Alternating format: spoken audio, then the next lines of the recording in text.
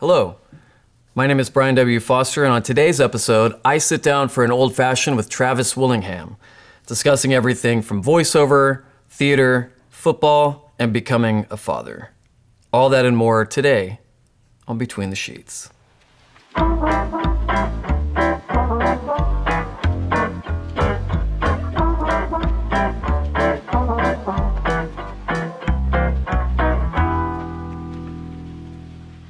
Travis, thank you for joining me.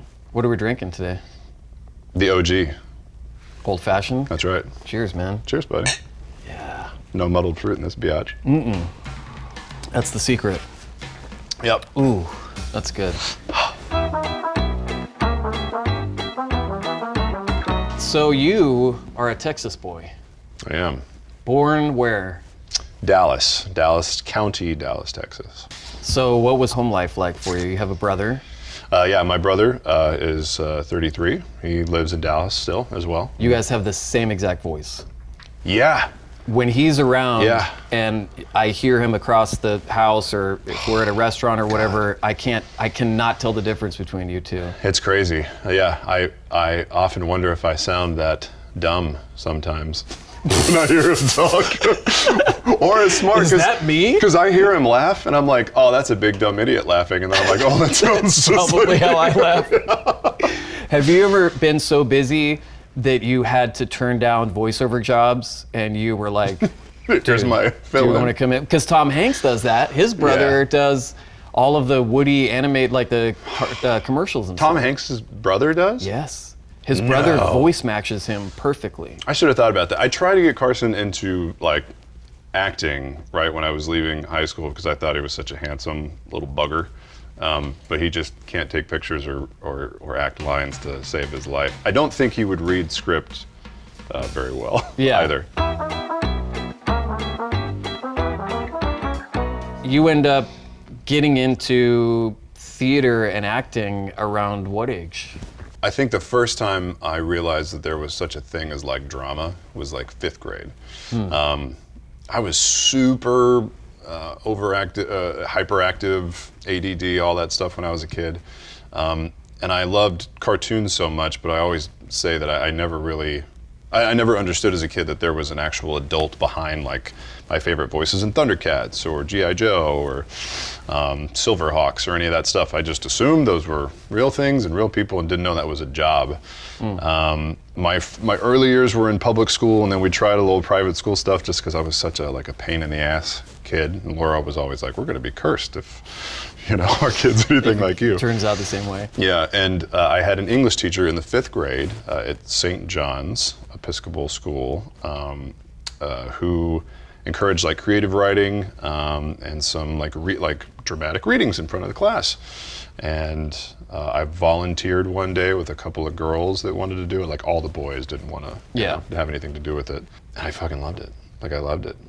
Just like that make-believe part of it. Did you feel like it harnessed some of that energy that was just kind of going all over the place? Yeah, because I hated school. Like I was terrible at math. I was okay at history, science. I was just garbage. And I mean, like when I say I hated math, I would like fall asleep in math. Yeah. Like teachers were like, I think he has, what's the disease? Chronic fatigue syndrome. That one. Yeah. Yep. Or mono. They thought I had mono all the time. Yeah, I'd just be like, right. But it would just wake up a part, something inside of me that I hadn't really ever explored before. And I remember her so well. Her name was Trigger. That was what we called her, Trigger Butler. Huh. And she would like have us draw little like makeup comics and make up like, dramatic readings and stuff like that. And doing that, she really saw just, sort of the change in me and like the interest. And, I think for any good teacher, if you're paying attention, when that sort of stuff hits it, they try to feed it, right? Nurture it. And there wasn't really a lot at the school for that. There was no drama program or anything, but I think that was in 5th grade, and then into 6th grade there was more of that. And she said, if you want to explore more of this, there are other middle schools. You don't have to stay in the school system. There are other middle schools that have more fine arts programs. And I was like, what are you talking about? There's like drama and musicals and one acts, and that all sounded terrifying, right? But she was sort of the person that pushed me back out of the private school system and back into public school where those things were more prominent. And I remember leaving 6th grade and going with her to a play at like the local middle school that was being put on, which, you know, it's like a shit production. Yeah, it's middle of course, school. yeah. I thought it was like the fucking greatest thing I'd ever Really? seen. Like, and you wanted to do, you're like, I want to do this. like, and yeah, just enraptured. And I'm like, you know, like crap made up choir teacher written songs, synthesizer stuff, but like, and the kids were like doing the box step, you know, and shit. And like, I was in love. Like, I was just like, this is fucking amazing. Everybody, I look around, everybody's enraptured, you know.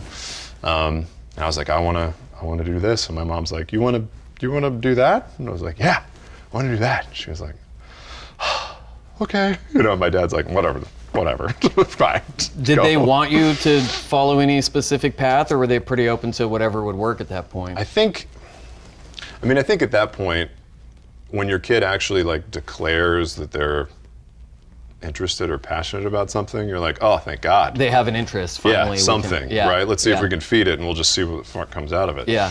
I think my dad was a little bit like, oh God, you know, we're going into acting, but I think my mom just recognized that all the energy that I had as a kid, and, you know, trying to give me different outlets, whether it was, you know, sports or art classes, or, I mean, you know, from the second I would get out of school every day, she had me in like every extracurricular program you could think of, just like back to back, like a sport, and then, you know, maybe like pottery class over here, and then like maybe another sport, just to like run the energy out of me, so I would sleep just to keep it going. Yeah, so she was really glad just to see that be, you know, a focus, and kind of like if you don't do your schoolwork, you can't be in the show thing. So I think they were encouraged by that, but I think at that time they didn't know that it was going to be something that would, you know, be the thing that I pursued for like the rest of your life, really. Yeah. I mean, I think about the times when I didn't have stuff to do, and Jesus, you know, it was like melting Ninja Turtles in the alley behind some kid's house with like motor oil and styrofoam, trying to concoct napalm. Like,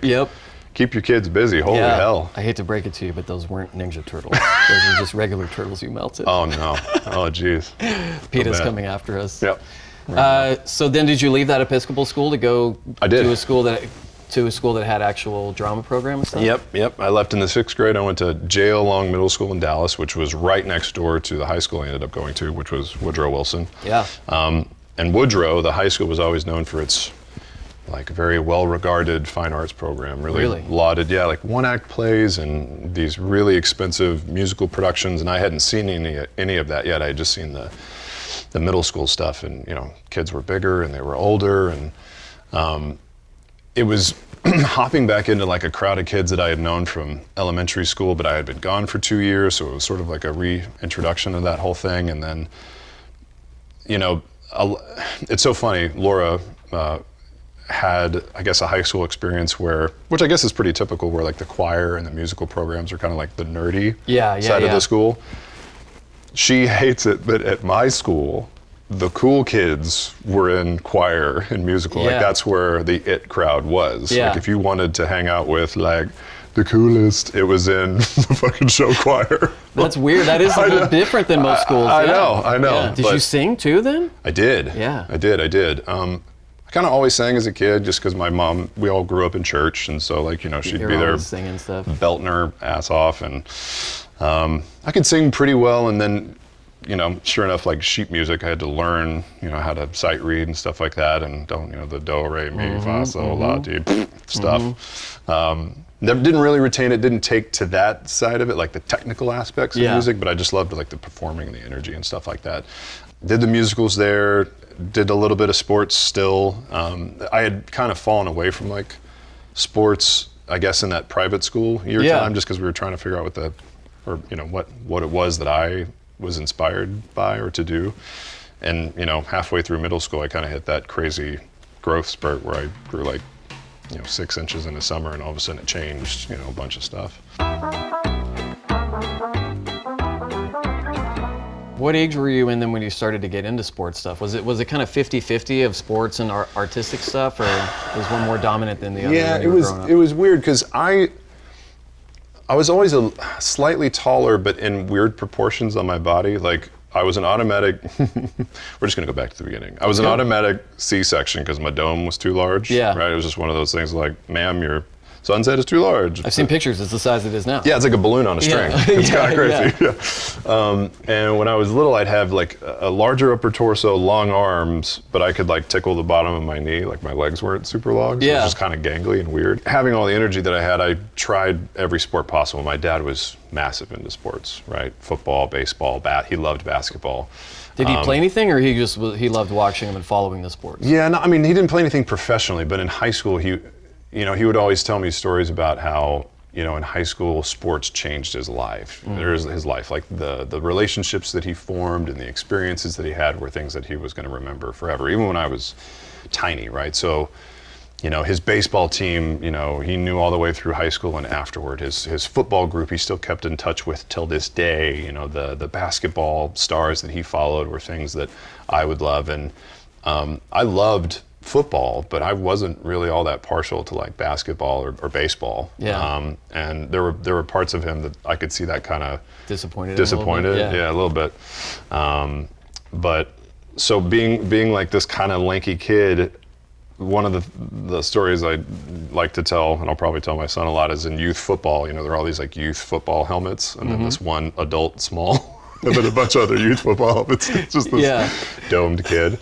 And I was good when I was younger. I was, fast and everything, and I was just a little bit taller. And then everybody kind of evened out, and so I just kind of moved away from sports a little bit and tried more artsy stuff. And then when that growth spurt kicked back in, like in middle school, teachers and coaches were like, "Hey, who's the tall kid?" Yeah. It's like, "Oh, that's that Travis kid that you hate so much that never shuts up and makes weird noises," and it's like, in all the classes. And they're like, get him in the uniform. Let's try him out for stuff. So it was like a re-indoctrination back into sports a little bit. So you did high school football? I did, but only the last 2 years of high school.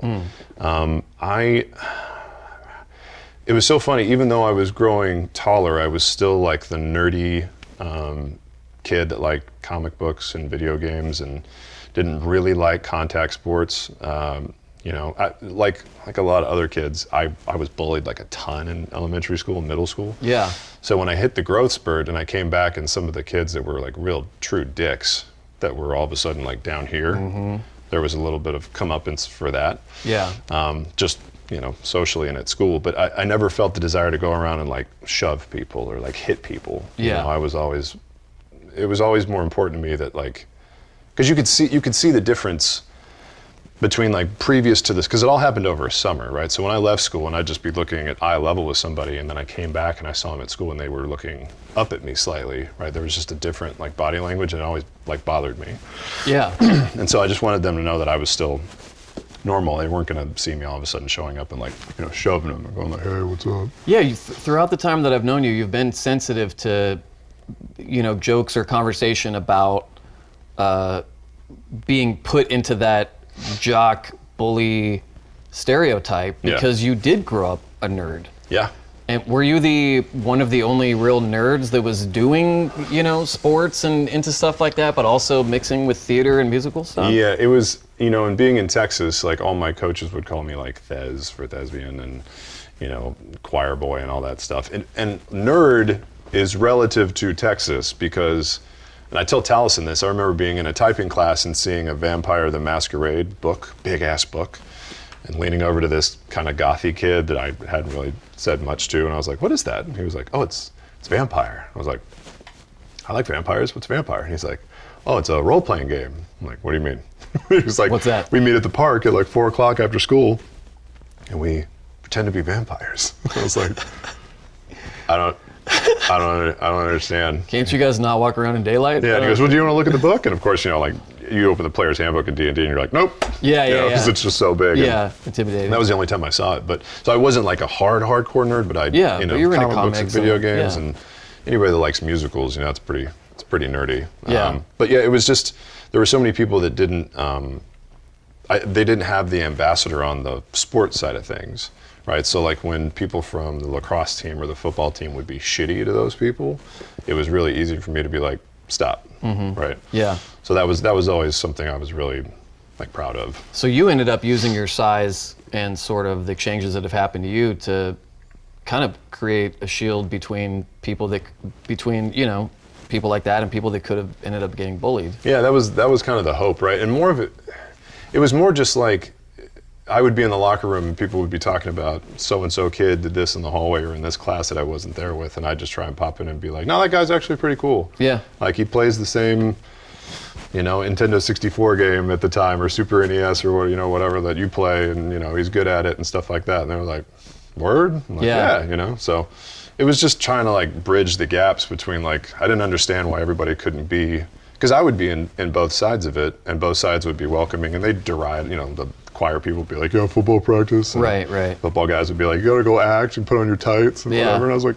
yeah, bitch, But it is weird that we create those separations in the time of our lives that we're in high school and stuff socially, because I think a lot of people are figuring themselves out so much still that they only really have bandwidth to align themselves with one group of people. And the it's like tribal thing, right? Exactly, Yeah. it's sort of tribal, and you were able to kind of live in both worlds. And yeah, because I was forced out of one end to the other, and I saw how kind of pointless it was. There's just no.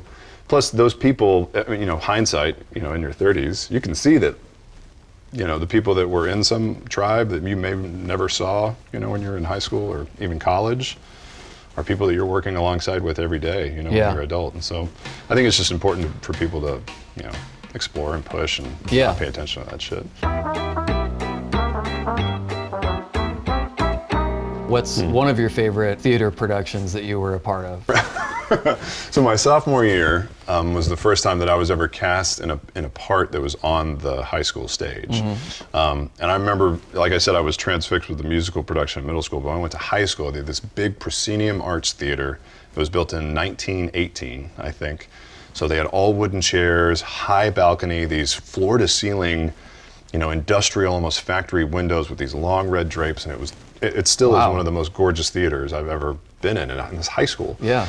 And actually being on that stage and seeing all those people was something I'll never forget. But my sophomore year was a musical called Crazy for You. And I remember I was cast along with like all the seniors, and I had to play a part that one of the senior lead had to like mimic, and I had like this Russian accent, which was this crazy deal, and it was just like... You sound like Sofia Vergara. Do you think I look just as pretty as she does? I bet you I do. Anyway, sorry. So that I just remember Crazy for You stuck out in my mind. And I was like, man, what is this? And they're like, oh, it's Gershwin, or Hammerstein, and that's when you started to learn about older musicals. And that one was just, I just remember being so taken with all of the older classmen, right, and wanting to do what they did and learn what they knew, and it just, it was one of the coolest parts of, I think, the whole fine arts department at Woodrow at the time. Was fitting in important to you at all? I mean, it sounds like you really carved a path for yourself, because part of it was survival, part of it was I follow these interests because I need to, it's healthy for me. Yeah. And part of it was I follow this because I'm interested in it. I mean, yes, right? I think it would be cooler to say like, nah, I didn't care about fitting in, but yeah, like the truth is that I was terrified in high school. I was scared fucking shitless, and I was 6'2", 6'3", at the time. Nearing 200 pounds, and even then you become the unintended center of attention for certain things that didn't happen before. You might have been bullied before for being shorter, but Jesus, it's a whole different thing when you're the big guy. Yeah. Right? Because then you find people that want to find the big guy and like start some shit and maybe prove something when you haven't done anything. And I grew up in a high school that was like very mixed race. I think like, white students made up like 11% of the population. So I learned very early just like how to mingle, right? Yeah. And we had some serious we had some gang activity going on in East Dallas at the time. Yeah. And I knew a lot of guys that were in some shit. I think there were a lot of like jocks and other people that were like, no, I'm not gonna make anybody laugh. Fuck that. Yeah. Like, I'll make you laugh if it spares me anything at any point, right? It's the easiest thing to give. Like laughter just connects everybody, and it's such a tension diffuser. That was one of the earliest things that I learned there. How old were you when you lost your dad? Right, I was 14, a freshman in high school when my dad passed from cancer. I think we found out when I was in 7th grade that dad was like sick, right? He had like tennis elbow. So we went in and got it checked out, and, like sat us around the breakfast table when you're like, 12, and I think my brother was 9. You're like, Dad's sick, we're gonna do some treatment and stuff like that. But we didn't really think much of it, you know. Yeah. And then they come back and, you know, a couple months later and be like, Dad, we're gonna try this other thing, and so Dad's gonna shave his head, you know, and try some chemo and stuff like that. Did you gather at that point the weight of what was going on, or was it still kept from you, sort of? It was so slow, you know, because, you know, there's no fucking internet. Yeah. You know, so cancer, you would say it to another kid, or maybe like to a teacher or like a Sunday school teacher, and you would see their face do something if they knew what it was. And you're like, oh, is that bad? They're like, I'm sure it'll be fine. Yeah. But it was such a slow process of seeing like, oh, his hair is gonna go, oh, he's losing some weight, stuff like that. And then, you know, we were like, it's taking years, you know, surely we'll work something out. And then in my freshman year, 1995, he finally passed when I was a freshman. Yeah. How did that change things at home? Oh man, I mean, going into freshman year of high school alone, as we've talked about with all this stuff going on, has its own challenges and its own fears and all that stuff, but then you sort of lose the anchor, one of the anchors in your family, and the anchor, the anchor, right? yeah. And I mean, my mom is the anchor of that family because she's shown us what like bravery and courage really is, especially with everything that's going on. But the single most pivotal moment of my life was watching my dad go through that and then pass, because, you know, I often say that like, if you have a kid that's like hyperactive or has ADD, I think a lot of that is just taken care of with puberty when your body goes through you know, natural change. Yeah. But I was a big slapdick. Like I was a kid that loved comics and goofed around and kind of broke the rules and would push boundaries and not really think about consequences or exercise any foresight. And you know, my parents would always be like, why did you do that thing? And I would be like, I don't know. And my dad would be like, that's not an answer. You had to have a thought in your brain. What were you thinking? And I was like, I wasn't thinking anything. I was just doing. And he was like, you got to think ahead. And I would always remember him saying that. And so when that happened, it made life very real. You know, it took it out of the context of like, you know, the comic books or movies and watching things die and people be sad, but you didn't really have, you know, connection to it. it. You didn't have anything that made it real. Yeah. And watching how that affected, you know, my mom and my brother and just what it did to my world just changed everything in an instant. You know, I would say in the course of a month, I just became a different person. Did you feel like you had to grow up a lot faster because, you know, it was just you two boys and your mom there? Yeah, I think anybody that loses a parent at that age, you have to, right? Especially if you're an older sibling. Yeah, I was going to say, you had pretty much take care of Carson after that and look out for him. Yeah, you know, and it's so tough when you're a kid that's still trying to figure it out because, you know, I remember thinking things like, you know, I wish my dad would see me in these shows. I feel like I'm really good, and he never did. He was even, you know, sick when I was in middle school, so he never made any of those. Yeah. And then all of a sudden I got really big, and I was like, man, I want him to come see me playing these football games. I'm destroying guys, and he never made those, and so that was tough. But I was trying to figure out myself so much that I often have a lot of regrets about not doing more for my younger brother, right, and not shepherding him through that because I was so focused on me. And you were so young too. So young. young. There's not a ton you even had the emotional bandwidth to be able to be there for, because you guys were both so young when it happened. Really. Yeah, and then you learn so much about the human experience and what it's like to be a parent and what it's like to have, you know, a soulmate and have, you know, see your mom go from, you know, holding out hope to like what's today like, you know. And it was weird, you know, finally after like the funeral was over and stuff, going back to school and then thinking like, what's my mom doing like at home, like right now, all by herself? Yeah.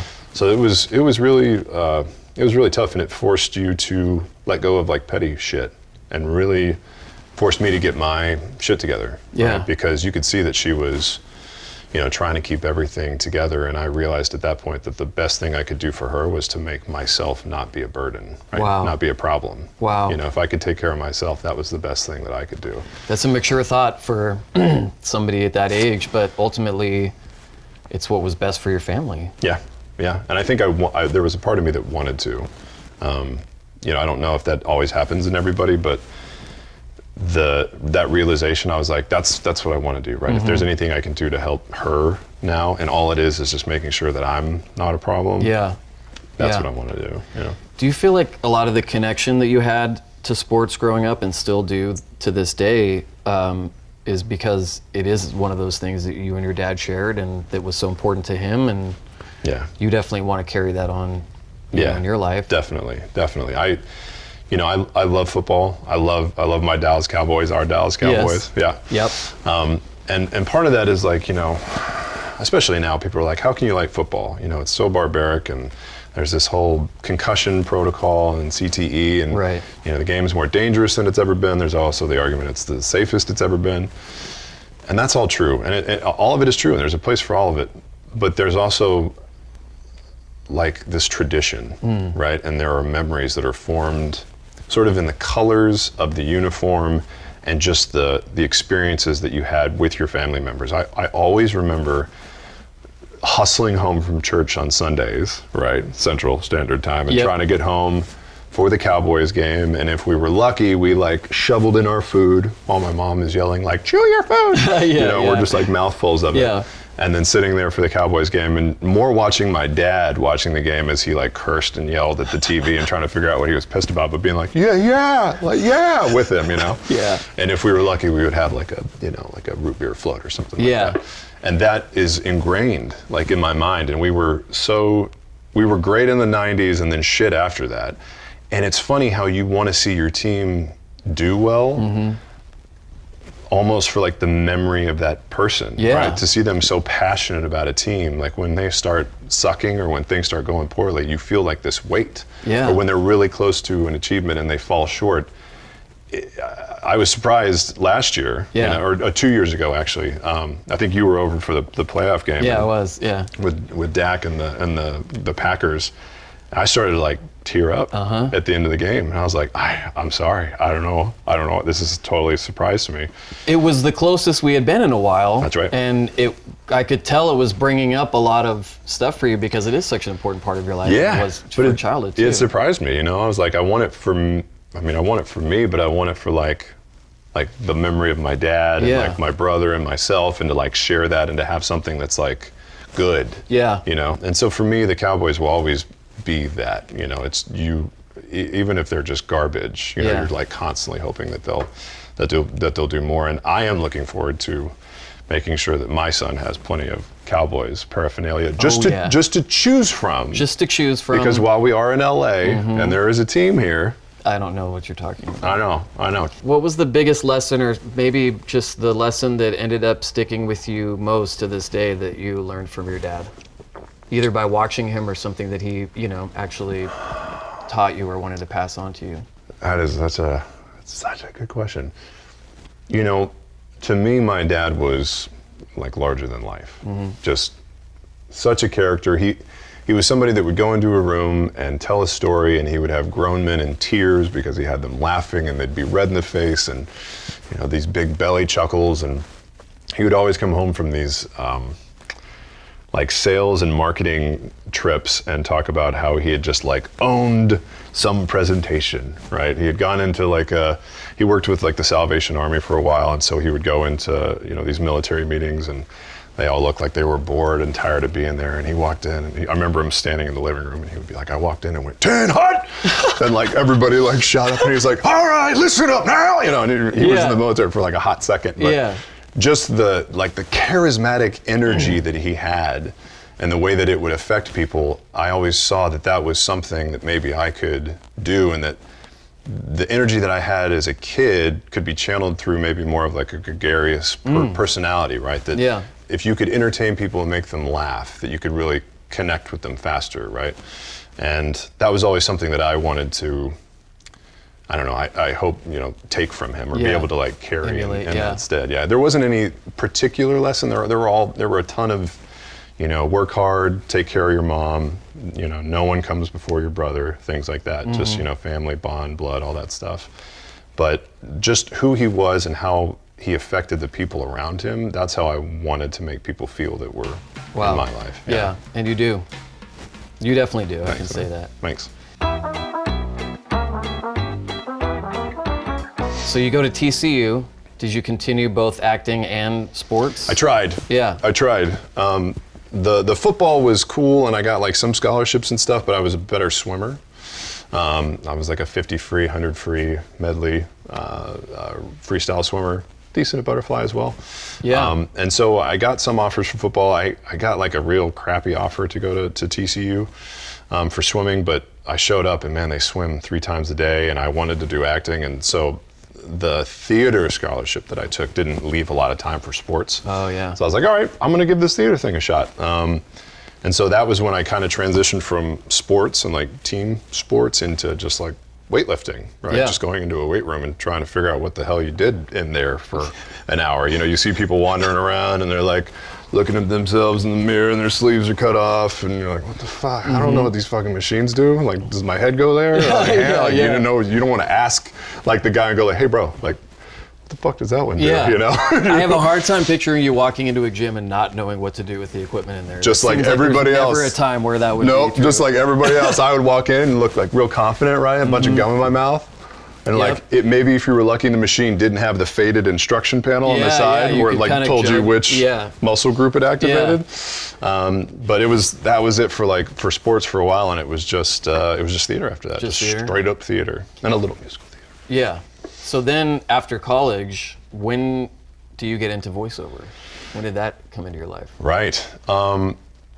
So in college, while I was in my fraternity, as long as I was in it, once you're in the fraternity, it's like, you know, a bunch of guys walking around the hallways drinking White Russians and not going to class. And I was like, I don't have time for that. You're like, I don't You have know? enough polo shirts to be in this fraternity. Yeah. There are a bunch of kids that can do like 6-year college runs, but I was like, I'm trying to get out of here before my scholarship runs out. Yeah. And while I was in my fraternity, the guys that I would hang with and guys that were on that I knew from the football team, I tried to walk on and it didn't last very long. They loved Dragon Ball Z, Oh yeah. right? And it was this show, didn't know it was anime at the time, that came on Adult Swim, like 4:30 in the afternoons, and it had these fucking like ripped, muscly guys with spiky hair, and every time they would get angry, they would power up, and they would, you know, their muscles would grow bigger, and the veins would pop, and they'd blow up planets and shit. And I was like, oh my God, this is the best. Yeah, yeah. You know, why isn't this real? And so we would watch it and we didn't know anything about it. And then we found out that it was anime and that it was done by a company in Dallas, Fort Worth. And I was like, well, Jesus, that's where we are. And one day in the chapter room as the credits were going up, I saw the name Laura Bailey. And Laura Bailey was a girl that was at my talent agency in Dallas at the time. I had signed up with after I left high school, and I had seen her at, you know, some gigs where we were extras and at auditions and stuff, and had like, you know, nice small talk. And I saw her name and I was like, oh my God, she's working on this thing. So I called my agent. I was like, Suzanne Horn at the time. I was like, Suzanne, can I have Laura Bailey's number? And she was like, why? Yeah. I was like, no, she's on the show Dragon Ball Z. I just want to talk to her about it and figure out how see if I can do that. And she was like, okay, I'll give you her number. Don't be weird. And I'm like, okay. And so she picks up the phone. She was like, hello. And I just like screamed into the phone. I was like, oh my God, you're in this favorite show. How do I get it? Can you put me in the show? And she was like, who is this? Why are you freaking out? Yeah, on why me? are you freaking out? And she, more of it was, she was like, you watch Dragon Ball Z? And I was like, yeah, a lot of people do. I know a lot of people that do. Yeah, And she goes, yeah. oh, weird. Because at that time, it hadn't even really like Taken off. exploded yet. Yeah. And so she was like, oh, it's in Fort Worth. I don't know if they hold auditions, you know, kind of like the brush off. Yeah. I was like, well, cool. If you hear anything, let me know. And then I would see her at other auditions for commercials and stuff. And I was like, hey, you know, are they doing any? Can you put in a good word? And she was like, yes, I told them about you. And I was like, you did? She's like, yeah, I told them. They're, you know, if they have auditions, they'll call you. And I was like, oh, amazing.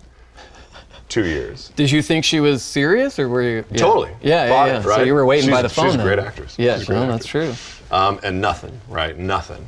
And finally, there was a director that I did a show with in Fort Worth that was like, hey, that was a great show. You have a good voice. And I was like, oh, thanks, man. And he goes, you know, we do voiceover at Funimation. I was like, I know. I've been trying to get a job there. Yeah, I was like, I heard Laura Bailey's been like dropping my name. He was like, I've never fucking heard of you before. It's like she hasn't said shit. It's just like the sweater unraveled. I called her. I was like, you lied to me. He was like, we're having auditions for this new show called Full Metal Alchemist. And I was like, not interested. Dragon Ball Z though. Yeah. I'm your guy. And Yeah. he goes, Dragon Ball Z is done. I was like, oh. But I'm like, it's still on TV. And he goes, yeah, we record them like way in advance. Way ahead of time. No idea how that shit works. Yeah. And he's like, well, come audition for the show. It's cool. I'll send you the character sides. There's this guy named Roy Mustang. I was like, that's a cool name. And he's like, he's a flame alchemist. I'm like, sounds cool. Don't know what that means. And I went in and read for it. And I went in and I remember I was going in and I kept wanting to like power up like in the audition and be like, ah! And he's like, there's no fighting in this isn't audition Street Fighter. scene. Just Yeah. read. And I kept trying to like act. And he was like, okay, you've never done this before. I'm like, no. And he goes, okay, just talk. Just talk. Stop trying to act. I can tell you're a great actor. I saw you on the stage. Just read the lines to me like you were talking to me. And that's after like 10 minutes. And that went okay. I didn't totally fuck it up. And they cast me as this character, Roy Mustang. And that show recording, which I think started in my junior year of college, was the most intensive, like spirit-crushing time ever in voiceover because it was like boot camp. Yeah. You had to learn mic technique and not to travel off the mic and do all this, crazy shit. And you're dubbing, so you're having to like sync match, lip flaps, read the line and then like kind of look up and see the mouth doing this. And I always say if you can dub anime, you can do anything else. It's sort of like how people refer to soap operas as like boot camp for acting. Yeah, boot camp. That's how I started in voiceover, and then I did a few shows there in Dallas, and then my cousin Tyler was like, "Hey man, I'm going to California. You want to go?" And I was like, "Oh no, God, that sounds so risky and like brave and courageous, and Jesus, I don't even know how to make a living as an actor." He's like, "Pretty sure California is where you do that." Yeah. I'm like, No. I have to get like a career going here. And he's like, in Texas? I was like, yeah. I mean, they shoot stuff down here. He's like, nah, come out, man. Yeah. Come out. I'm like, I don't know. So, I asked my mom out. She's like, go for 6 months or something. I was like, really? She's like, yeah, try it. And never came back. You bartended for a little bit when you got here, right? Oh my God. Like all the odd jobs. Yeah. You too, though, right? You've done all the like. I've done everything. Yeah. Yeah. A barback, bartend, valet, bouncer, catering operative. I remember that you would just find these jobs in between. I remember I had to wear like a pink bow tie and cummerbund and work like baby showers and be like plate passing and like, here's a veggie sushi roll. Do you have photos Nope. of that? No. And I came out and it was, I was shit. It was expensive out here. Yeah. And I had 5 roommates in a house in Hollywood, right over by the 101 Cafe. Oh yeah. Yep. And would try and go out for commercials and TV spots, and had dreams of being a big TV or film star. And every audition I got for TV was like for Cop B or Soldier F. Yeah. And I was like, oh, because of the size, I get it. The thing I would hear often is they're like, man, you're tall. I was like, oh, that's what it is. And one casting director was finally like, the average actor height is like 5'9" to 5'11", maybe 6 foot. So if we cast you, that person that could be a lead all of a sudden looks super short or have to shoot everything on an Apple box, and they normally don't want to do that. Yeah. She's like, you would never work with a Tom Cruise or a Chuck Norris. Right, yeah. Chuck's working a lot these days. Yeah, big time. You're like, I'll never do comeback. a Bowflex commercial? Is that what you're telling me? Damn it. Jesus. Well, he had Walker, Texas Ranger, which shot in Dallas. Oh, yeah. And I went and auditioned once, and the casting director was like, you can't ever come back. Because you're just so big. She's like, we're not going to use you. Yeah. I'm like, oh, okay. He would look so small next to you. I know. So then, did you do any voiceover auditions and stuff when you got here, or was it really not in mind because you were kind of trying to focus on doing TV? Yeah, and not at commercials all. and stuff? Yeah. I was like, maybe I'll do some theater. If I'm going to Los Angeles, I'm definitely going to be a movie star. Right. Right? That's a given. This is where shit happens. I'm here. Let's go ahead and start this thing. Yeah. Everybody can just stop waiting for me. I'm here. I'll go to maybe an audition or 2. Yeah. And by then I'll be famous. Resume show business. Yeah. I have arrived. Yeah, not a problem. Yeah. And man, that just didn't happen at all. And I think I was here for maybe a year and a half or maybe even 2 years. And I was working with an agency, Imperium 7, Marnie Anhalt, who we know. Yeah. And she said, hey, you've got like a good voice. And I was like, hey, thanks.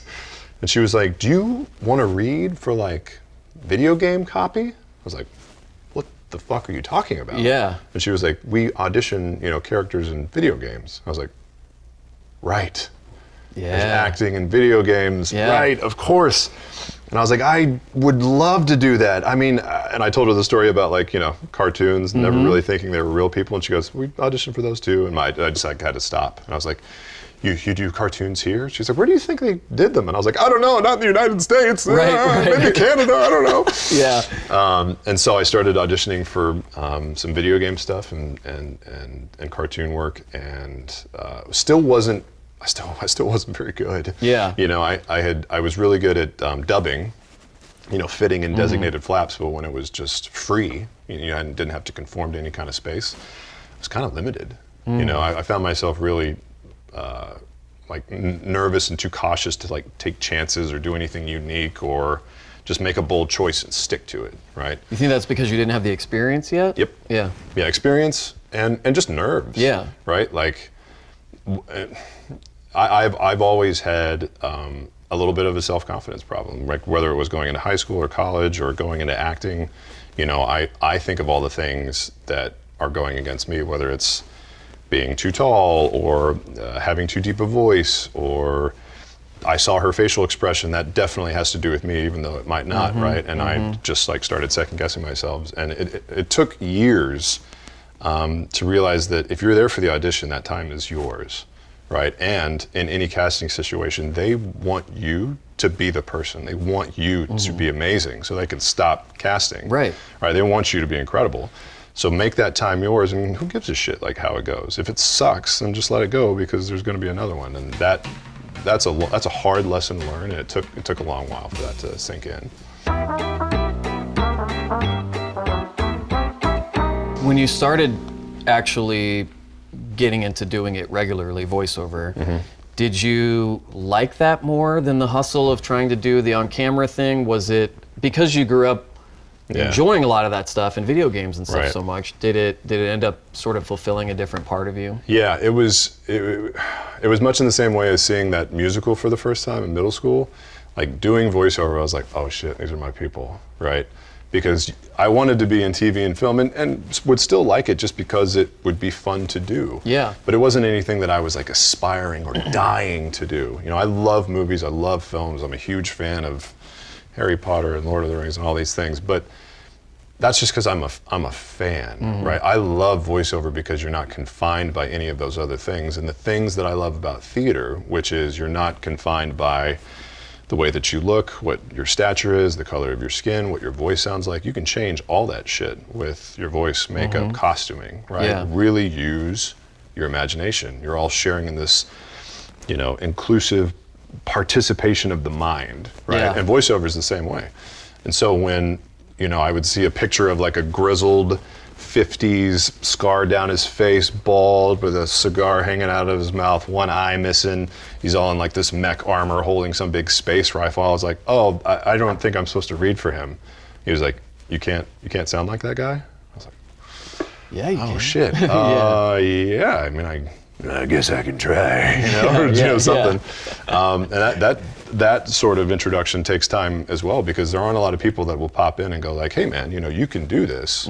Most of the time you show up and they're like, can you do this? Yeah. Right. So for a lot of like young actors, a lot of the biggest advice I give is like, get over the fact that you'll go to a class or meet a teacher that's going to all of a sudden make you amazing. Start practicing, like reading and doing voices like a psychopath in your own room. Yeah. And get used to being a boob. Yeah. And maybe your roommate hearing you or something like that. And then when that's ready, then you're ready to go and audition. Yeah, you know? because if you can conquer that sort of, you know, embarrassment or whatever, then when you're getting in a room and there's a bunch of people behind the glass that are, you know, all on their phones or whatever. Not giving a shit, Exactly. Right? Yeah. I mean, they're hammering away on an email and you're giving the performance of your life. Yeah. They couldn't give a shit. And you're like, I'm bombing it. You're dying in a trench over here. Yeah. Yeah. They're like trying to figure out how to. Are you not crying? Are you not crying at this performance? Are you not entertained? Are you heartless? Yeah. Having grown up playing video games and then watching animated stuff and getting into voiceover and all of that, at what point did that take over and you go, okay, I think this is actually where the career trajectory is going. Yeah. I'm gonna take the leap of faith and quit these other jobs that I'm doing because I want to just focus on this 100%. When did that point come for you? Man, I don't even remember the year that it was, but it was entirely based off of finances. Yeah. Because, I mean, LA, half of it is just surviving, right? Just paying for rent, making sure you have enough for some fucking ramen noodles, and, hopefully your utilities don't shut off. Enough gas to get to the audition. Yeah. I mean, I had roommates as long as I could, just to try and keep rent down. And then I remember I had an apartment in like Koreatown that was, it was some shady biz. Yeah. I had one of the like tiny 400 square foot apartments that had the security door on the door of the apartment inside the building. Wow. Yeah. But I didn't care. I was like, whoa, it's secure. Right. And once there were enough jobs to quit being, a valet and a bouncer and doing all that other stuff, because, staying up late at night doesn't make you very bushy-tailed in the morning. Then I really started trying to push that more, and it was like any sort of job experience, like work begets work. So even if it seemed like the most insignificant job, it led to something else and a connection that somebody else heard, and that led to something else. And so that momentum helped a lot. And it was a real easy conversation just to say, like, I might have to drive for 45 minutes to get to this audition that I won't book for this TV commercial, and maybe get a parking ticket in LA. A $350 parking ticket. And then drive all the way back. Or I can audition from my closet and send out 10 voiceover auditions, Yeah. So that was like, clearly this is much easier to do. And if it pans out, it pans out. And it did, Yeah. So I just kind of followed, I guess, where the road was going. At what point did Laura Bailey stop seeing your name come up on the caller ID, and instead of throwing her phone across the room, she started, smiling and getting excited that it was you on the phone? How did that? Because you guys knew each other when you were younger. We did. We actually dated. Yeah. In the college years, we were in an independent movie. While we were both in college, and like young actors do, had a little fling. Definitely went to like BJ's Brewery restaurant, wherever it is. Yeah. We get like a bucket of Coronas, and then went and watched Freddy vs. Jason, and it was just like That's a good date. Romance. It's Yeah. just straight romance. I like that. But being a young college idiot, I was an asshole, and like eventually one day I was like, I don't want to get locked down. I'm not gonna call her back. Yeah. And she didn't take that very well. Well, I would hope not. I know, yeah. She was like, oh, fuck you. Yeah. So there was a number of years where she was just like, we didn't talk. And I had moved out to LA, and we both had like these separate serious relationships. She had one, I had one that lasted for a few years. And they both, as the universe would have it, kind of ended around the same time and put us sort of in the same general area. And because she ended up moving out here. Well, I profusely apologized for being a jerk, because as we were in that same space, the Ice Queen was hitting me with some daggers, right? I was feeling the chill. And so I was like, all right, I'm sorry. I was a jerk. Yeah. Please forgive me. I'm a better person now. And she was like, okay. And she was like, I'm thinking of moving to Los Angeles. And I was like, well, hey, that can be really hard. I could, help you find an apartment and introduce you to some people and just try and return. I also have a very secure apartment in Koreatown if you needed to stay over. There's a door outside my door. Yep. Yeah, there are multiple doors. And in no way will your life be in jeopardy going from your car to the apartment building. Oh. And during that trip where I was trying to help her find a place to stay, some sake bombs may have happened. I may have snorted some unfiltered sake in an attempt to impress her at a beachfront Snorted bar. Unfiltered sake to impress a girl? Listen, Tom Cruise sang "You've Lost That Love and Feeling," right? Classic. I snorted unfiltered sake into my nose through a straw, kept a straight face, and told her that it was refreshing. Wow. Did it so well, she bought that shit and did it herself.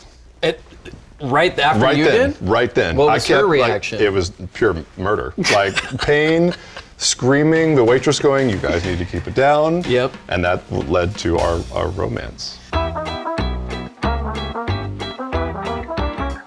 You've done some on-camera stuff, The Guardian, the legendary Nip right. Tuck episode, which is still Big my wallpaper when you call me.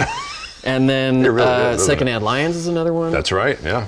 A lot of people don't know you did mocap for the Frost Giants in the Thor movie. Yes, that's true. Yeah. Did you hurt yourself on that? I did. I was so excited to be cast to do mocap on in the Thor movie. Yeah. I was like, does this make me a part of the MCU? And he was like, sure. He's like, just Whatever. sign the goddamn paper. It's, your face isn't going to be You're there. going to be here for 2 hours. Who gives a shit? So during the first day, there was a sequence where the Frost Giants were supposed to run off this shelf, and it's like 4 feet off the ground. Run off this shelf, jump, and then as you're coming down through the air, punch the ground, and a bunch of like ice shards are going to spread out. And I was so amped up that I went and ran and jumped off the platform and threw my fist into the ground as hard as I could, and it's just concrete with a layer of carpet over it, and just shattered this knuckle, and like my whole hand turned purple. But I did it, and I came up and was like, I'm fine.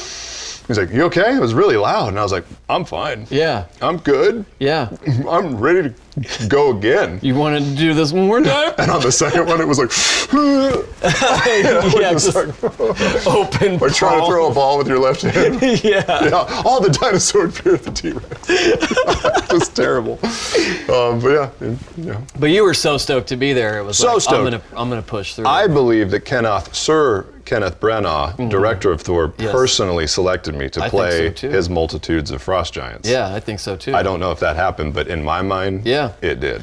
You could tell pretty much anybody that and they'll believe you. Yep. Because they'll say, I never saw that one. Yeah. Or I don't know Kenneth Branagh. Or I don't know who the fuck Kenneth Branagh is. Yeah.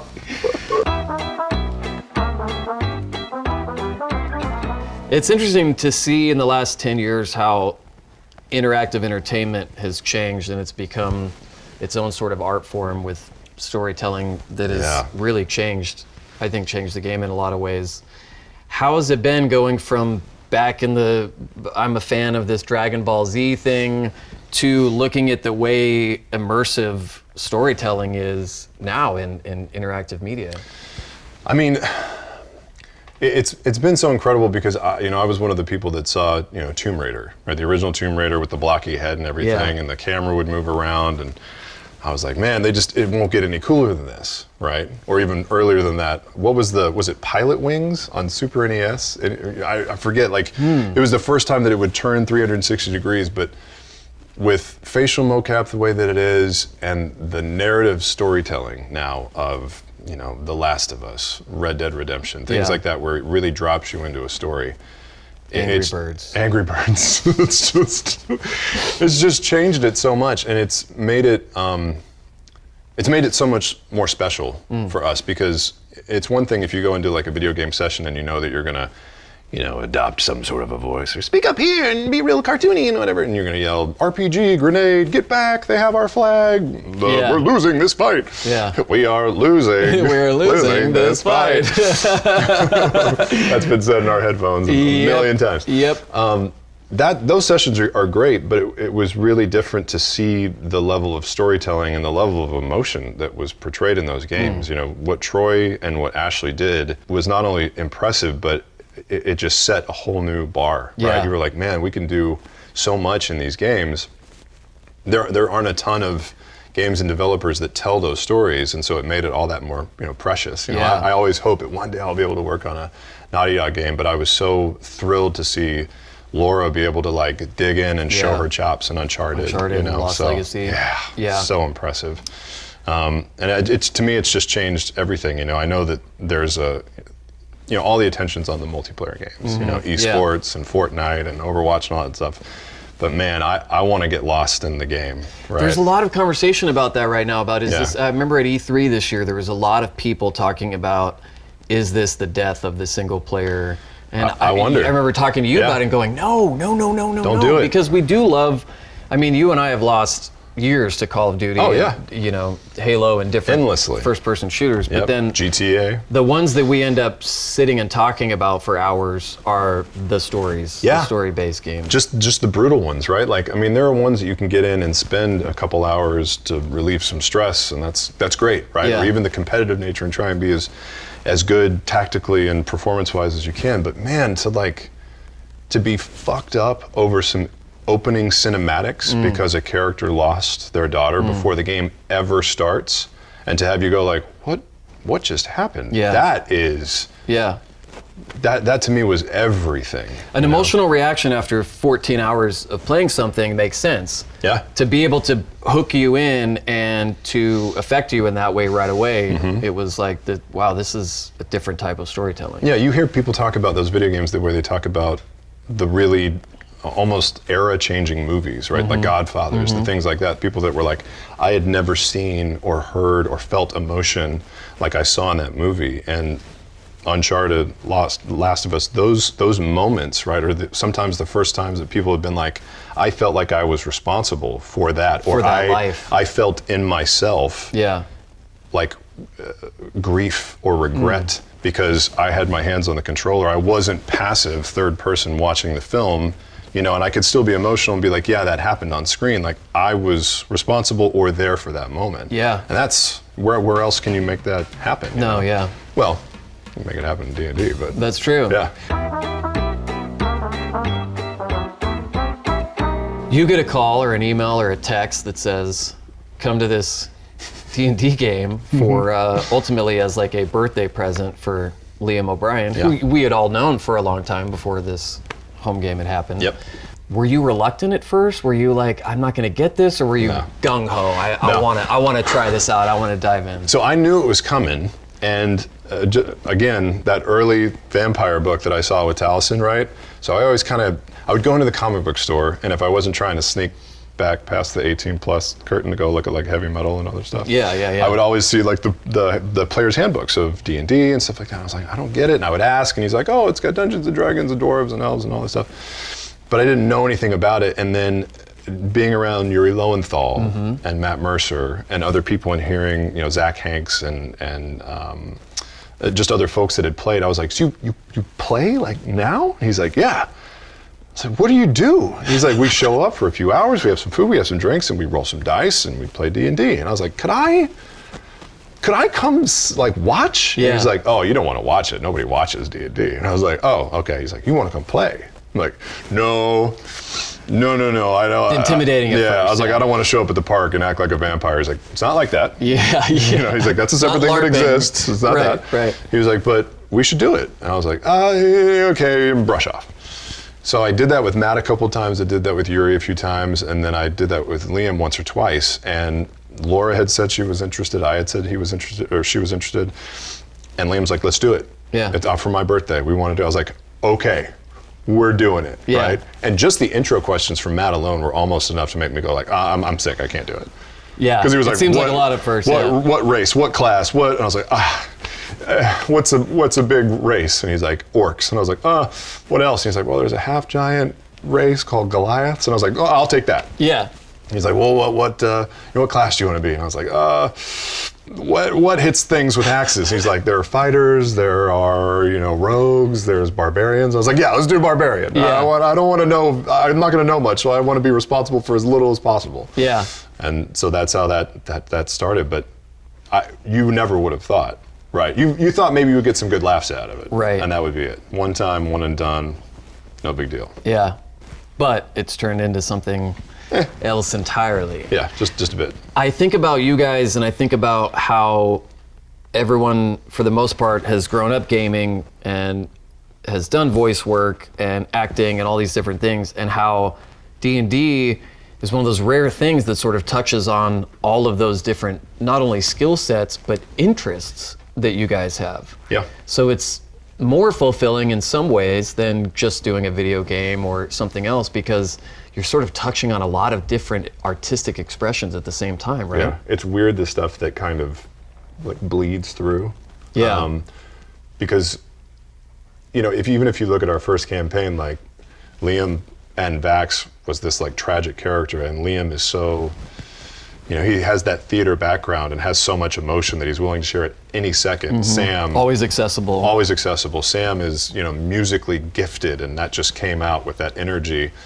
I'm an idiot, and I had that, I had that like size and that athletic perspective and kind of the naivete towards things that I had when I was a kid, and how, I would approach things. And just, Taliesin to me, the first time that we played, Taliesin and Laura were the ones where I was like, oh my God, because Taliesin just dropped in. Yeah. Right? He was just playing this other character. Yeah. And Laura, the very first time we played at Liam's house, I thought we were going to get there and like talk about our characters, and she was just this British woman. Wow. She was already talking like this and speaking and giving facial expressions and flirting, and I was like, what the fuck is happening? My God. We're in the deep end already. Yeah, and you know, being actors, you're like, well, I gotta fucking jump in too, so that everybody else starts doing accents and shit like that, except for Sam. You know, right. He was like, I'm not doing an accent. I'm not doing it. Yeah.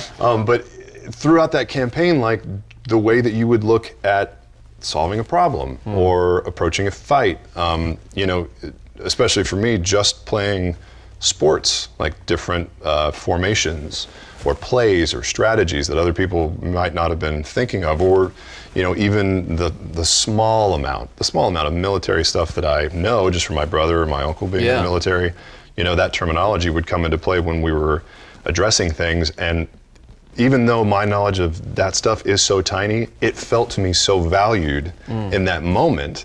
And it made it all that more special, because I was like, I don't know anything about tactics. I wouldn't ever be able to like lead or advise or do any of those things. But in that moment, like, it was worth something. Yeah. And that was so strange to me, right? And when it came to charming somebody or talking our way out of something, Sam was there with his fucking finger mustache and, you know, his immigration badge. And he was just like, what? Like, what? Customs officer. Badge. Customs badge, yeah. It was just crazy to see how everybody adapted to these new things. I mean, I know Laura. I'm married to her. She was this like wink, haggle, sexy, flirtatious, deadly woman, you know, and I'd have to look at her and be like, you're still here, right? We're good? Where's the woman? Holy shit. Yeah.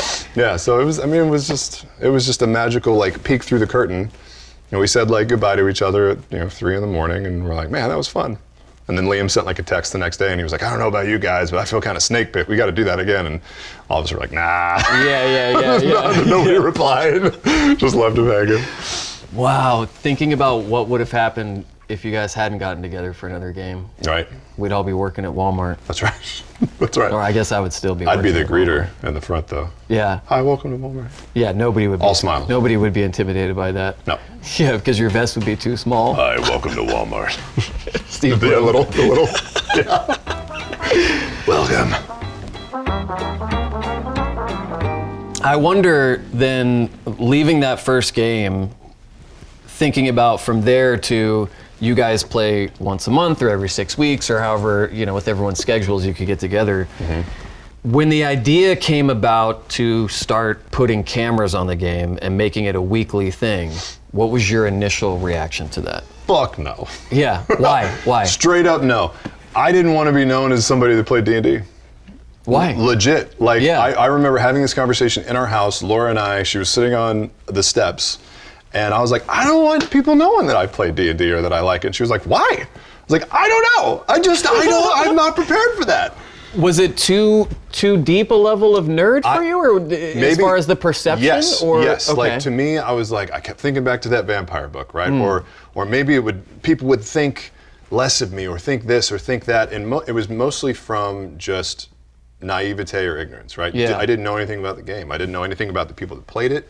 I had never seen anybody else play it. I didn't know what kind of people were interested in it or inspired by it or what effect it had in any way. In my mind, it was just like something that people did in the basement, the same thing that I had been told during like the satanic panic in the 80s, right? That was it. Yeah, because you grew up with the same satanic panic that I did at D&D. Yeah. And I, you know, again, kind of maybe going back to like a self-confidence thing, I had been someone that never wanted to do something that would keep me from being able to do something else in my career, right? So I was always worried that doing something now might keep me from this or that. I don't have a TV or film career. I have a great VO career. What does it matter? Yeah. Like, I'm playing with my friends, right? Yeah. And after a little bit of just talking about it, the reason that I eventually was like, sure, let's do it, was we 100% said, nobody's gonna watch this. Everyone thought it would fail. It was like, we'll do it for 4 weeks and then 4 weeks. We did a thing. We'll do it for 4 hours. And they'll be like, thanks, that was awesome. 12 people loved it. Right. You know, we gotta do some other stuff. And the true sweat, the like cold sweat was when like, you know, a few thousand people watched the first time. We were like, What? Yeah. What do we do? Everyone's eating chips loudly into the microphones. You're on the set of a child's bedroom. Yeah, I mean, I still like pick food out of my teeth, but I was definitely doing it in that first episode. You know, Laura's like, "You are on camera." I was like, totally I can't. Yeah. I still just like, just Yeah. dig in, you know, like. Yeah. But that moment was one of those things where, you know, so I always like to say that my wife, Laura, is like one of the best people that I know. Mm-hmm. She's taught me just so much about thinking about other people, her empathy. I've always tried to like learn from, and in that thing, she was like, why do you care? Why do you care what people know that if you play? Right? Yeah. She was like, you like musicals? And I was like, yeah, but, and she's like, but what? Musicals are so random. You go into a Buffalo Wild Wings and you start singing show tunes, people are gonna kick you the fuck out of there, right? I was like, yeah, but man, D&D. And she was like, who cares? She's like, who knows who else might like it if they see somebody like you enjoying it? And I was like, okay. And we've seen that happen since then. Man. We've seen a lot of people who look like you say, oh man, it's cool to be able to relate to someone that's on a show like this. The power lifters, Olympic lifters, the veterans, the guys that play sports, the lacrosse nerds, video games guys going like, you know, man, I played a couple times when I was in middle school or high school and haven't touched it since. And now I found like people where I'm not afraid to like go into the comic book shop, and even though I may not look like every other dude at that table, I plop down and have an amazing time for 3 hours, and then I tell them I'll see them again next week. Yeah. That is like, I don't know where else in my life There's really I no would. other feeling like it, Yeah, right? yeah. What are the important pillars for you in creating a character? Not just for D&D, but when you're taking something that's already been written for you to just perform, what's your thought process like when you're trying to come up with someone? Man, that's a good question. Give me a little. Oh yeah, you that's got good. it, dude. Once I get drunk, they start getting That's real it. Sort of good. starts pouring Yeah, out. I get all the surface material. That's good stuff. It's funny because I know everybody's answer is different, but for me, coming from a background of not playing it very much, pick something or choose something that's going to be slightly comfortable in the beginning. I didn't know shit about D&D. When I looked at the magic classes for that first campaign, I couldn't think of anything more terrifying than all those spells. Yeah. So give me an axe, make me big, let me be dumb, so that when I make a mistake, it's not as obvious, and I'll just hit shit. And they're like, we need a tank that goes in and takes the damage. You're gonna get hit a lot. And I was like, fine, great, cool. I'm not precious with that character, and that was a very simple, rigid skeleton. As we played, and you start seeing what the other characters are and how they relate to you, then you start like slapping more clay. And even, I mean, I don't think anybody was more surprised than I was at the sort of like characteristics that he would start to show, like loyalty and protective, qualities, and really having the sense of honor, even though he's a complete moron. And that was really, I loved him so much because it was so freeing just to turn off all those filters that you've accumulated over 30 plus years and just be like this raw, exposed nerve that, can affect and be affected by so many things. Yeah. After that campaign was over with, I was like, A, I gotta have magic, because I'm gonna have magic. Yeah. And two, he's going to try to speak more eloquently to people. That I don't know if, I think it's both of us. Like, I am not terribly, I'm not very, oh my God. Right as I start trying to answer, I'm saying, I'm not very good at like talking to people about things. I'm not very good at I'm not saying good. stuff. Bigly. Basically. Like, I think, and even in his story, Ford he's not he's not the person previous to the adventuring party that would like talk to everybody. He's just trying it out for the first time, which is a lot of what this character was. And I said, the last one was so far from, I guess, me, like, let's incorporate some parts of myself that maybe make it feel a little more like dangerous. Yeah. Like a little maybe closer to home. Yeah. So that if, the reaction is poor, it might hurt a little bit more, right? I saw a lot of things in like Liam's character's choices and Talison's and Laura's where there was so much emotion, and Grog never cried, right? And I was proud of that afterwards. And then I was like, I might be being a little bit of a bitch about this. Like maybe I'm playing it too safe. Like half of the game could really be exploring like the risk and the emotions of that. So I put in a little bit more stuff that has to do with me, and it's going to lean into things that do require more of a risk, and I don't know how it's going to go, but you're willing to take that chance. yeah, like make it comfortable in the beginning so that when the opportunity to roll the dice comes around, fucking go for it. Yeah. Like the only thing that I don't like in sports and in D&D is when people fucking play it safe. Yeah. It's so boring, right? Yeah. Boring to be a part of, boring to watch. Yeah. Especially in a game where, let's be honest, if a character dies, it's going to fuck some things up for you and for other people, as we've seen. Yeah. But it is a game, right? And if the opposite side of that coin is something that you will never forget, isn't it worth that chance, right? Because in life, it's so hard. Life is precious, right? And there are a different set of rules and standards. I think it's easy to forget that. I remember in the Kevdak fight, Grog had 4 hit points, and I was going to be toast, and Laura was like carrying me away, and I was like, no, I can't run from this fight. I leaned over and I was like, just drop me out of the necklace. Drop me out of the necklace. I'm going to roll.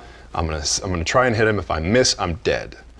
Fine, at least I tried. Yeah. And it was a natural 20, and he fucking died, and it was the coolest moment for me of that entire campaign. Yeah, and if you play it safe, you get out of there and you live. Cool. But to you, that risk and the possible reward of it being the coolest thing that had happened, for you at that moment, it would have been up to that point. Yep. But that was enough for you to say, like, I got 4 hit points, fuck it. Totally, which is why I love... And it seemed closer to what the character would have... That's right. What he would have done. And that's why I love Talison's play as Molly, because he was doing those blood maledicts and he was taking those chances and it was all going wrong. And having it back, I'm sure he would do it differently, but he just charged into it, right? And that's a choice. Yeah. And Jesus, did it not have like the craziest effect on us and the audience and everything else? The whole community, yeah. Yeah, I mean, they could have run and that would have been the safe thing, but I mean, it's called an adventuring party for a reason, you know? What kind of stories inspire you? You're somebody that every year we all watch Lord of the Rings every year because we just need the purity of that good versus evil journey, you know, and plus it's just so good. So movies and music to me fall in 2 categories. And this will make Laura and Troy crazy. I'm terrible with bands and song names. I mean, literally, you could play Leonard Skinner, AC/DC, Van Halen, Led Zeppelin, and there's a fair chance I couldn't tell you what the band is. All sound the same to you. Yeah. I just don't have it, right? But I could tell you any player on the NFL, their first and last name, where they went to college, what round they were drafted in. I don't understand it. It doesn't make any sense to me. All their previous injuries. Yep, 100%. Yeah.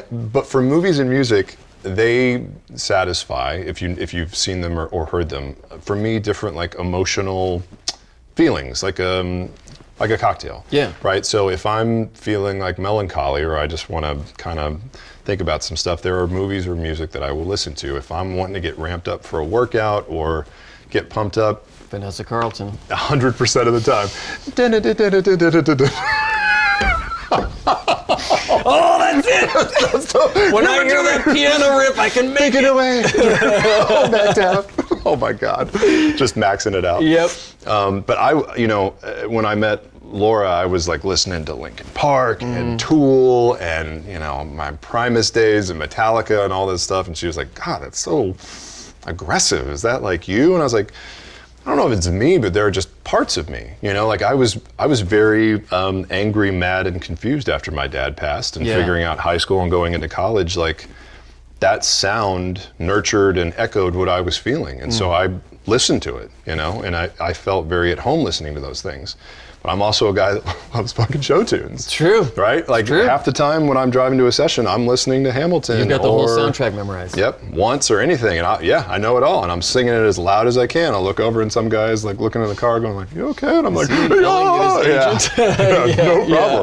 problem. But for me, like stories, they fulfill like a thing. So I love sports movies, right? Because I want to feel those goosebumps. I love fantasy storytelling because I want to believe that those places exist. Harry Potter, to me, is a mix between like wonder at the magic and the storytelling and that was crafted, but it's also like this chicken soup.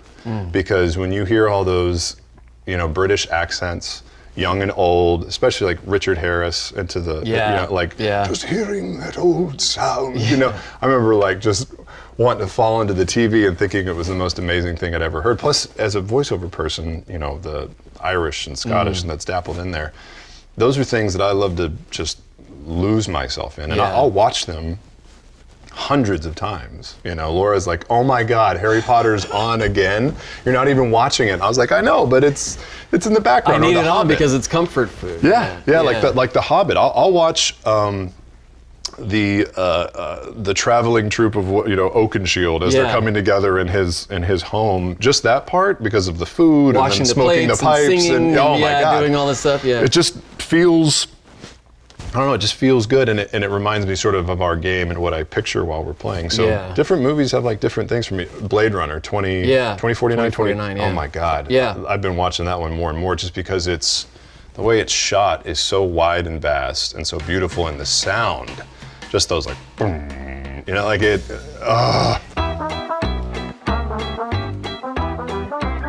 You're a dad now.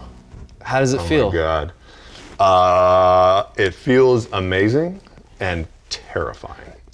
I tell Laura all the time that I feel like people quite often give like the PC response to having kids and to going like, my life is rich and it's such a miracle and there's so much love. I'm like, where's all the talk about the panic and the fucking stress and never sleeping again, right? And just feeling to keep this person alive. You're a totally different person and you'll never be able to take your eyes off or leave the room ever again, right? That's also just culture shock, because just in the difference between 2:34 p.m. and 2:36 p.m., your life is forever different. Yeah. Right? Yeah. We've adjusted now that he's 9 weeks old, and he's amazing, and we've figured out a rhythm. Like anything that's new, it's almost like learning, and it's like being dropped in a country where you don't speak the language. Yeah. You're just in sheer panic mode. Yeah. And then you start to pick it up. Yeah. So now it's good, and also we're rewarded by the fact that he smiles, which holy shit. Game changer. Yeah. Those first couple of weeks, I was just like, somebody gave us a book, and the title of the book was "What Did We Do?" And I was so grateful for it because I'm like, okay, it's okay to feel. Yes. Like I made a mistake. You're not alone out there. You're like, oh God, what happened? And when you figure it out, and when he starts smiling, and the like first thing in the morning he wakes up and he's like, and he smiles, and you're like, oh my God. Makes it all worth it. Yeah, it's amazing. It's amazing. What excites you about being a dad? Thinking about the future. That. Laura asked a crazy question. She was like, when you thought about having a son, did you think about having a baby or like a small, like young boy? Wow, yeah. And I was like, oh shit, a boy, like a little kid. Yeah. She was like, that you could like throw a ball to and like teach to ride a bike. And I was like, yeah. I didn't really think about like the little screaming, crying thing that needs, all the love and nurturing. Right. And I don't think that means anything, but I think it just shows that that's like what I'm looking forward to the most. And I know that that's in a large part just because my dad was such, he was the sun in my solar system, right? He was everything. He was Superman to me. He was like my protector. I learned what the world was when he was gone versus what it was like when he was there, right? I didn't have a care in the world. Yeah. And I think I'm looking forward to being that for someone and also living up to what that idea was, before me. I know that it's a unique thing to have like a very strong and good father figure, and I'm so thankful that I did. Yeah. But that's the thing that I'm excited about the most, is being able to make sure that kid has like everything that he needs, and no matter how scared he gets or how panicky he is or if he's unsure, that like dad's gonna be there, and that he will fucking knock the world on its ass to make sure that he's good. That he knows without a doubt you will love him unconditionally unless he becomes an Eagles fan. Barred from the family. Change the locks. You're out. There's no paperwork on this kid anymore. We got relatives that are Eagles fans up in Philly. You can start walking your ass right now. Thanks for coming on, man. Yeah, man. This was great. Dude, we got down to like Cheers.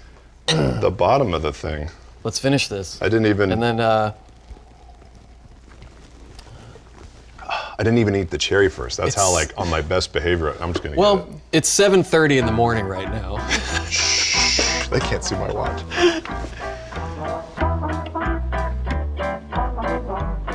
The debate over how to make the perfect old-fashioned has been going on for 100 years. I'm not sure about the perfect recipe, but here's how I like to make them. First, add just under a 1/4 ounce of simple syrup to your shaker. I like to use simple syrup instead of sugar packets or sugar cubes because it mixes well without leaving a coat of sandy sugar at the bottom of your glass. Then, you're gonna pour in 2 ounces of bourbon or rye. In this case, I'm using bourbon, or you can use a high rye bourbon as well, which is also a delicious option. Then, you're gonna do a few dashes of regular bitters, a few dashes of orange bitters for that nice citrusy flavor. Add a couple of ice cubes to your shaker. And this is a really crucial part. You wanna stir this drink. This is not one of those drinks you wanna shake, add soda water to it, or muddle the fruit. Just give it a nice, good stir. Then, strain over an ice ball into your cocktail glass. I like to garnish with a cherry, soak up all that sweet bourbon, and eat when you're all done, and an orange peel.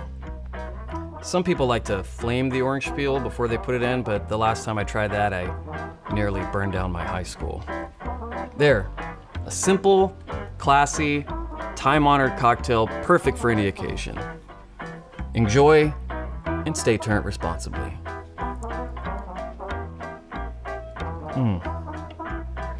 Better than breast milk.